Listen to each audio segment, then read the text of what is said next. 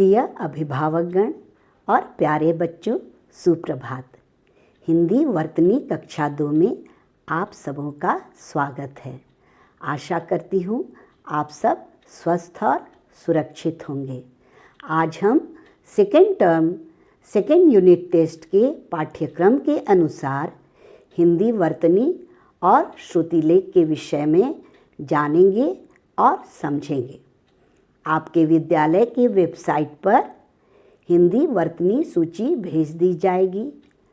आप सबों को हिंदी वर्तनी सूची में दिए गए प्रत्येक शब्दों को उच्चारण के साथ बोलकर और लिखकर सीखना है।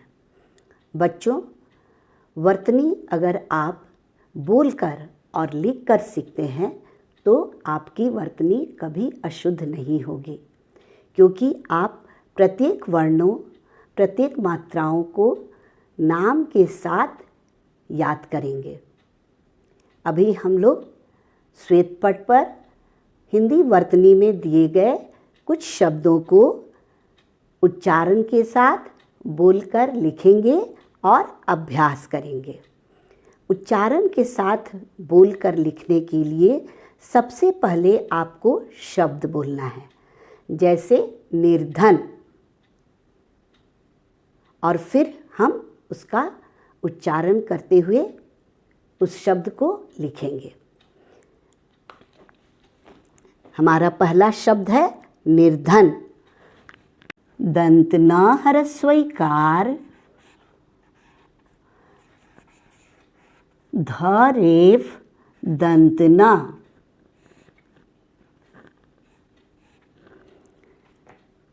इलाहाबाद ह्रस्व ई ल आकार ह आकार ब आकार द। इलाहाबाद। शहद तालव्य श ह द। शहद। हरियाली ह र ह्रस्वईकार य आकार ल दीर्घईकार।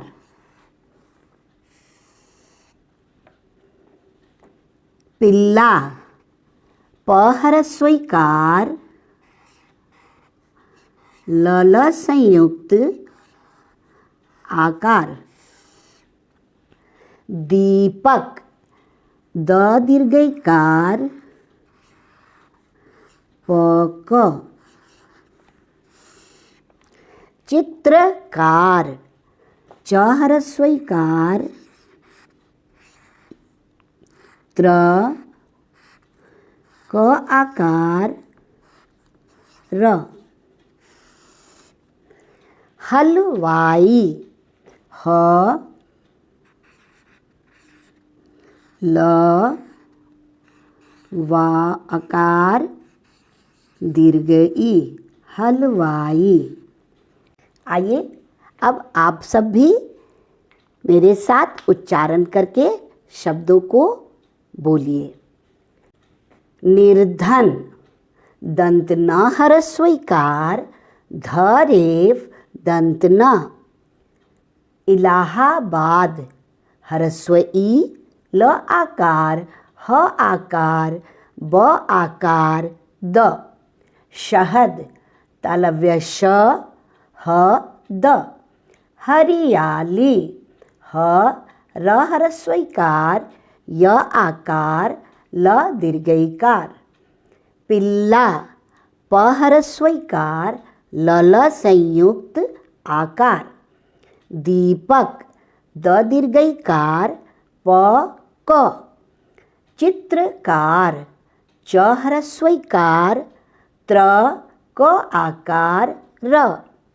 हलवाई ह ल व आकार दीर्घ ई। बच्चों, आप सब उच्चारण के साथ ध्यान देकर वर्तनी सीखिएगा। परीक्षा में एक वर्तनी को 3 बार पुकारा जाता है। पहली बार में वर्तनी को सुनना है, शब्द को सुनना है ध्यान से। दूसरी बार उसी शब्द को पुकारे जाने पर आपको लिखना है और तीसरी बार में उसी शब्द को पुकारे जाने पर आपको ध्यान से अपने वर्तनी को मिलाना है, अपने शब्द के मात्रा वर्णों को मिलाना है कि आपकी वर्तनी शुद्ध है या नहीं।